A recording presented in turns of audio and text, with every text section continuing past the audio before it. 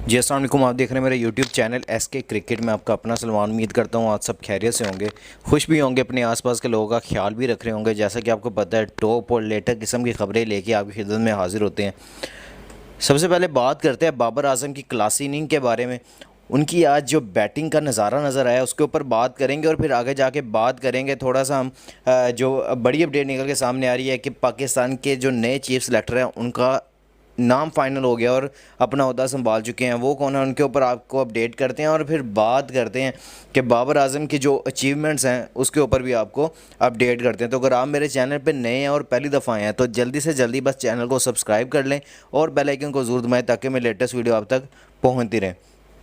सबसे पहले बात करते हैं पाकिस्तान की जान शान और पाकिस्तान के लिए सबसे बेहतरीन बल्लेबाज बाबर आजम की। बाबर आजम ने जिस तरह आज अपने हासदीन को मुंह तोड़ जवाब दिया है और जिस तरह उन्होंने आज तारीख रकम की है और जिस तरह की आज उन्होंने बैटिंग की है, अपनी टीम को जितवाने में अहम किरदार अदा किया है, मैं तारीफ़ किया। अगर मैं सल्यूट भी पेश करूं तो कम है, क्योंकि पाकिस्तानी तो काफ़ी पसंद करते हैं और मानते भी हैं। लेकिन आज जो मैंने उनकी अप्रिसिएशन उधर ग्राउंड में देखी, फिर उसके बाद फैंस की देखी और श्रीलंका के जो तमाशाई हैं उनकी तरफ से देखी, आउटस्टैंडिंग थी। बाबर आजम पूरी दुनिया में चमकते हुए सितारे हैं और जिस तरह उन्होंने खेला आज आउटस्टैंडिंग, एक अच्छी इनिंग के साथ। अब थोड़ा सा हम जाएंगे भी उनकी बैटिंग की तरफ भी देखेंगे, थोड़ा सा हम बात भी करेंगे। पहले मैच के देखते हैं तो गॉल ग्लैडिएटर ने पहले टॉस जीत के, नहीं सॉरी, कोलंबो स्टार ने टॉस जीत के पहले बॉलिंग का फैसला किया और जो बैटिंग करने के लिए आई टीम, गॉल ग्लैडिएटर की टीम आई पहले बैटिंग करने के लिए। 188 रन उन्होंने बनाए 3 विकेटों के नुकसान पे और इसको T20 का सबसे अच्छा स्कोर कहते हैं। ये नहीं कहते कि हम उन्होंने स्कोर नहीं किया या उनकी कोई खामियां थी जिसकी वजह से वो मैच हारे हैं, लेकिन आउटस्टैंडिंग यहाँ पे बाबर आजम की बैटिंग की वजह से ये मैच हारे हैं। अगर देखें तो गॉल ग्लैडिएटर ने बड़ी अच्छी यहाँ पे बैटिंग का मुजाहरा किया, जिनमें निशांका है वो ये तो चलो वो कोलंबो स्टार्स की बाद में हम बात करेंगे। चलें गॉल ग्लैडिएटर की बात करें तो उनकी तरफ से जो डैनियल हैं, इसके अलावा जो लासिद हैं, ओपनिंग में आए 36 रन उन्होंने बनाए, 49 रन बनाए डैनियल ने। फिर राजा बक्सा 30 रन बना सके और नसीम शाह ने जो उनको बोल्ड किया था वो आउटस्टैंडिंग था। फिर टिम साइफर ने 54 उन्होंने किए, यानी कि एक अच्छा ये जो किस कहेंगे कि एक अच्छा टारगेट 188 3 विकेटों के नुकसान पे 20 ओवर्स में, ये एक अच्छा टारगेट होता है जो कि इन्होंने गॉल ग्लैडिएटर्स ने दिया है। लेकिन उसके बाद जब हम बॉलिंग की तरफ देखें इनकी, तो वो भी नसीम शाह ने 4 ओवर करवाए हैं, 36 रन दिए हैं और 1 विकेट लिया है। फिर रमेश मेंडिस हैं, 4 ओवर 33 रन दिए हैं, 1 विकेट उन्होंने लिए हैं। फिर नवाज़ किसी को आउट नहीं कर सके, 2 ओवर्स उनसे करवाए गए हैं। फिर उसके बाद पति राना 4 ओवर 41 रन उन्होंने दिए, काफ़ी एक्सपेंसिव रहे हैं लेकिन किसी को आउट नहीं कर सके। फिर उसके अलावा जो करुण रत्ने हैं उन्होंने 2 ओवर करवाए, 20 रन दिए और किसी को आउट नहीं कर सके। फिर उसके अलावा जो लक्ष्यन है 4 ओवर 29 रन और 1 विकेट उन्होंने लिए।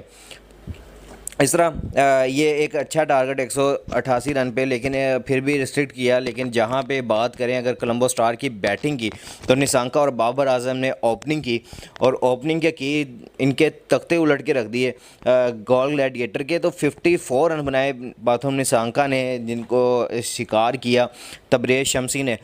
लेकिन एक अच्छी इनिंग खेल के गए, 40 बॉलों पे 54 रन बनाए, 5 चौके और 1 छक्के की मदद से 135 के स्ट्राइक रेट के साथ खेल के गए। अगर बाबर आजम की बात करें तो 59 बॉल्स पे 104 उन्होंने रन बनाए और look at the run rate, उनका जो रन रेट है वो 176, यानी कि स्ट्राइक रेट की बात कर रहा हूँ, 176 का स्ट्राइक रेट के साथ खेल, यानी कि ऑलमोस्ट 180 को टच कर रहे हैं। और अगर सिक्सेस की बात करें तो यहाँ पर उन्होंने 5 छक्के और 8 चौके मारे हैं। तो ये उनकी एक धुआंधार इनिंग थी जो कि एट द एंड हमें ये मैच जीतते हुए नजर आए। बाबर आजम की टीम भी, और बाबर आजम भी अपनी टीम के लिए काफ़ी करे, लेकिन आखिर में जब 12-14 रन चाहिए थे तो आउट हो गए थे। लेकिन अगर देखें दूसरी तरफ फर्नांडो, फिर करुण रत्ने आए, फिर उसके अलावा नवाज़ ने आके जो फिनिश किया। नवाज़ साहब को कहा था बाबर आजम ने कि आप मेरे चैम्पियन प्लेयर हैं, और चैम्पियन प्लेयर के कहना भी बड़ा आउटस्टैंडिंग था। जिस तरह उन्होंने एक अच्छे नोट पे मैच को ये फिनिश किया, 4 बॉलें खेली हैं जिसमें उन्होंने एक बॉल पे छक्का, एक बॉल चौका और दुक्की दुक्की करके 14 रन करके, यानी कि अगली 2 बॉलों पे डबल डबल रन करके 14 रन बना के और ये मैच को फिनिश करके वापस अभी एक बॉल बाकी था तो जो आपका कोलंबो स्टार्स है वो 7 विकेटों से ये मैच जीत चुके थे।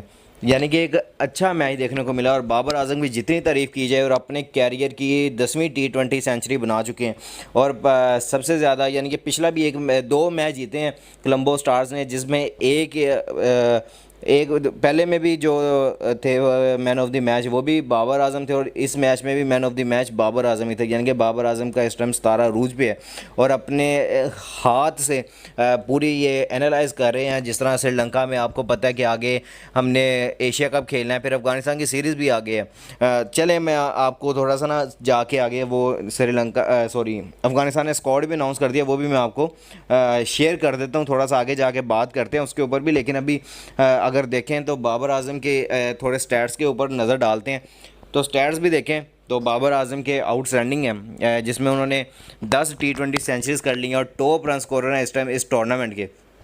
तो आप यहाँ से हिसाब लगा लें कि क्या पाकिस्तान के प्लेयर्स का इस टाइम बाबर आजम का नाम है। उन्होंने इस टाइम 211 रन बना चुके हैं अपने 4 मैचेस में। एवरेज देखें तो 52 की एवरेज है बाबर आजम की। दूसरे नंबर पे टिम साइफर्ट है 160 रन के साथ, लेकिन बाबर आजम के पास ग्रीन कैप उनको टॉप स्कोरर की मिल चुकी है। अभी उन्होंने मैन ऑफ द मैच भी जीता है, फिर उनके साथ उनको ग्रीन कैप भी दी गई है कि आपने टॉप स्कोरर हैं आप अपने इस लंका प्रीमियर लीग के। तो बाबर आजम 4 मैचों में 211 रन के साथ और साथ में 52 की एवरेज के साथ टॉप रन स्कोरर हैं। तो ये अगर देखें तो जो आपका कोलंबो स्टार्स हैं वो तीसरे नंबर पे पॉइंट्स टेबल में मौजूद है, जो दो मैचेस जीते हैं और 2 हारे हुए हैं। तो 4 पॉइंट के साथ ये टीम तीसरे नंबर पे है। यानी कि आपके ये जो बाकी भी सारी टीमें सारे 4-4 मैचेस खेल चुकी हैं, जिनमें वो सारे 2-2 पॉइंट्स के साथ यानी कि 2-2 मैच जीते हैं, 2-2 हारे हैं और 4 पॉइंट्स के साथ सारी टीमें बराबर हैं। आज जो मैच दूसरा चल रहा है उसमें भी बड़े शोएब मलिक साहब की टीम बड़ी मुश्किलात का शिकार है। चलें वो बाद में देख लेंगे। इसके अलावा अब आते हैं थोड़ा सा जो मैं आपको बताना चाह रहा था कि बाबर आजम ने विराट कोहली को भी पीछे छोड़ दिया अपने इस सिनेरियो में। मैं आपको थोड़ा सा ये भी बता चलूँ कि बाबर आजम के पास 10 सेंचुरी T20s की, और अगर देखें दूसरी तरफ तो विराट कोहली हैं, विराट कोहली के पास 8 सेंचुरियाँ हैं इसमें T20s में। इसके अलावा रोहित शर्मा के पास 6 हैं और KL राहुल के पास भी 6 T20 सेंचुरीज़ हैं। तो यहाँ पे अगर बाबर आजम को देखें तो इनको खेलते हुए अभी ये 2016-17 में इन्होंने T20 डेब्यू किया है, तो इनको अभी 5 से 6 साल हुए हैं खेलते हुए। तो इन्होंने अपने रिकॉर्ड्स देख लें। और अगर दूसरी तरफ देखें तो विराट कोहली 2008 से IPL खेलते हुए आ रहे हैं और कहाँ पर आके इनकी इतने बड़े कैरियर में अभी उनके पास 8 सेंचुरियाँ। तो अब अपने प्लेयर्स की कदर करना सीख लें, क्योंकि आपके प्लेयर्स अगर कुछ नाम कमा रहे हैं, क्योंकि पहले हम दूर दूर तक देखते थे कि पाकिस्तान के प्लेयर्स का कोई नाम नहीं होता था और दूर दूर तक पाकिस्तान के प्लेयर्स को कोई जानता नहीं था।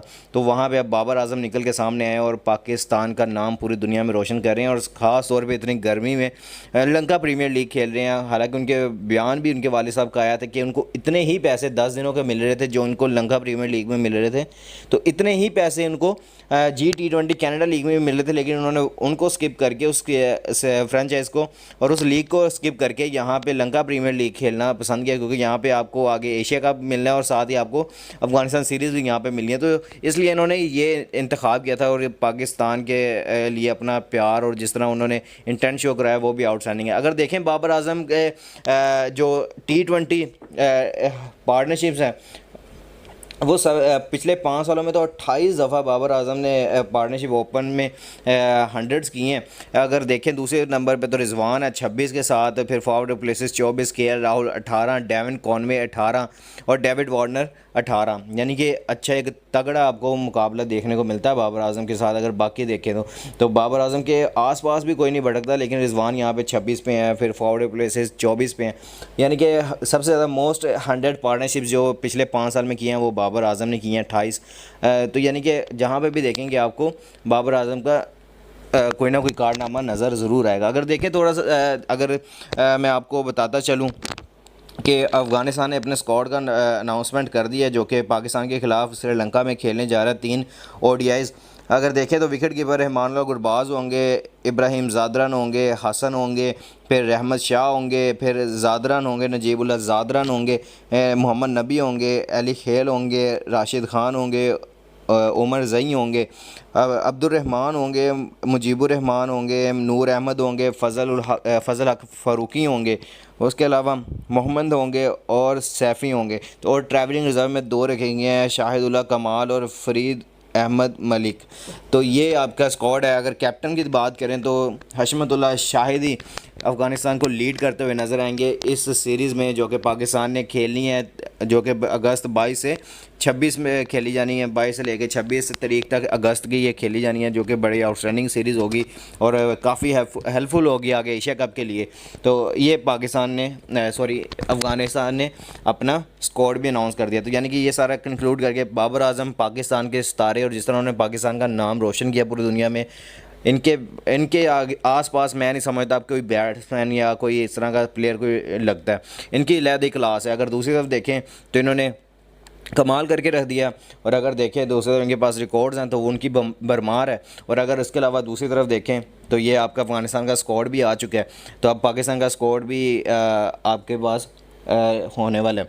अच्छा, अगर दूसरी तरफ बात करें जो चीफ सेलेक्टर हैं वो इंज़मामुल हक साहब सेलेक्ट हो चुके हैं, और इंज़मामुल हक के आने के बाद दोबारा उन्होंने अपना सेकंड टाइम अपना टर्म स्टार्ट किया। इनके जो कहेंगे इनके टेन्योर में ही पाकिस्तान ने चैंपियंस ट्रॉफी जीती थी, जिनमें मिकी औरतर, सरफराज अहमद इनके साथ थे।